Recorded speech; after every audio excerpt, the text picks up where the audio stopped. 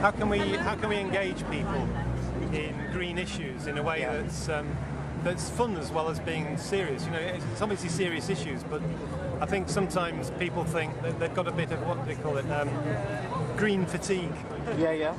So we thought having a festival would be a really good way to get some good ideas across, but doing it in a fun sort of way, so to attract more people than you'd normally get if you put on a seminar or something like that. So that's where the idea came, and so we joined in with Jeff, who's part of the church here, Church of St Clement's. Right. And we said yes, we'll go for it, and we worked out a date when there wasn't another festival on in Chorlton.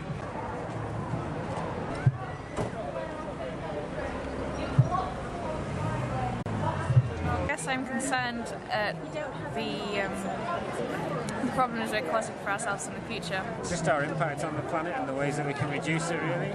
Just trying to find out ways that we can live in harmony with it. So, having this festival, what's the general hope in terms of delivering the message to the community? In the Bell Tent just around here, we're having a series of talks there where people can actually sit around and talk about issues in a smaller group.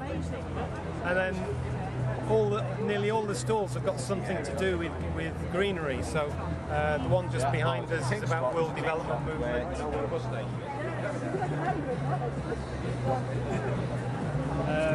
Hi Paul. Behind me is the Chorlton Civic Society, which is trying to look at how the Chorlton precinct should be developed. Friends of Chorlton Green, which is about keeping Chorlton Green in good nick. You know, so everywhere you go, you've got people who are selling alternative products, things like meters to show how much electricity you're using and how you can cut down the electricity, organic food being offered. So it's trying to show the message by living it rather than just giving people lectures, which I think just turn people off eventually. Yeah, so what brought you here today? Well, similar really. I live locally, so I like to come down to this sort of thing and see friends and neighbours and things, which I do. But also I'm interested in the green issues and, like Julie said, just finding out one or two bits and pieces that I can do that can make a little bit of a difference. Tell us a little bit more about carbon footprint. Well, I mean, there are very sophisticated models for this, but I think it's very, very simply the point of how much do you as an individual or as a group, as a family or whatever, how many resources do you use? How many non-sustainable resources do you use? In what way are you contributing to climate change, whether it's by taking air flights, driving around in a car? All of those have got implications. We've all got our contribution to make. The idea is to try and reduce your own footprint. Yeah. It's really about people thinking, well, you know, are we going to be able to just take air flights all over the place like this? I personally would be quite happy if all air flights were banned as of tomorrow. Well, you wouldn't be happy, would you? No, definitely. You wouldn't be able to get back to St. You'd have to row back to St. Kitts. I tell you what, it helped people. Keep you fit. It's this trade campaign we've got here. You see, the issue is the European Union opening up, trying to open up developing markets and developing markets. Yeah.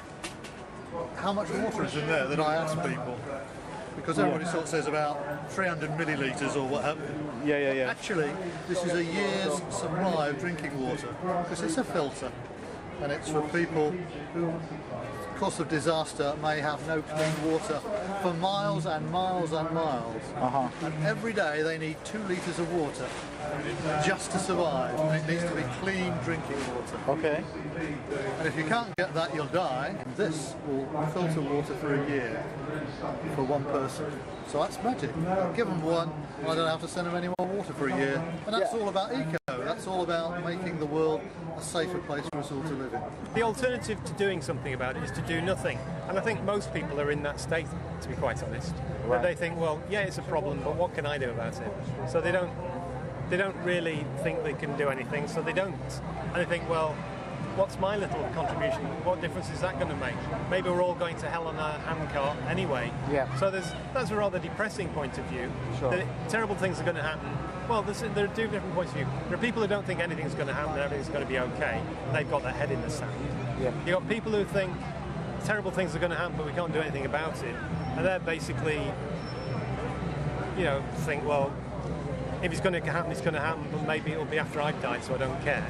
And those who think, yes, something's going to go happening, and maybe there is something we can do about it. Okay. I suppose we're in that category. I think it's hard to think of the whole world because, Right.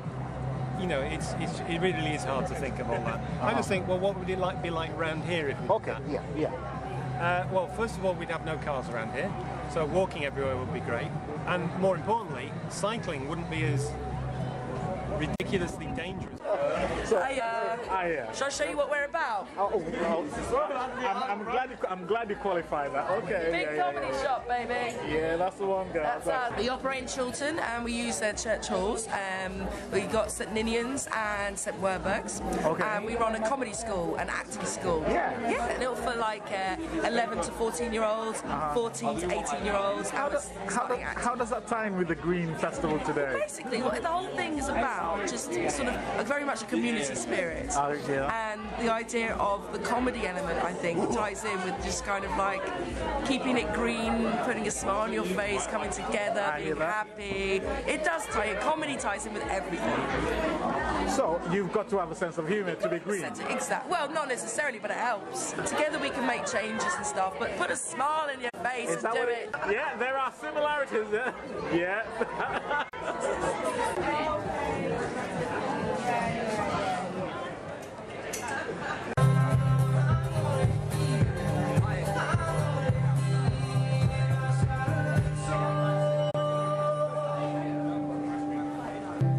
To bed, still moving on.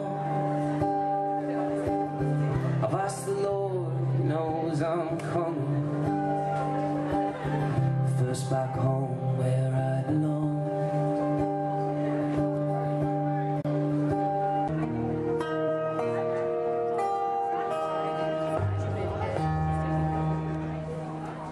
Thank you very much. Cheers. We'll see you again.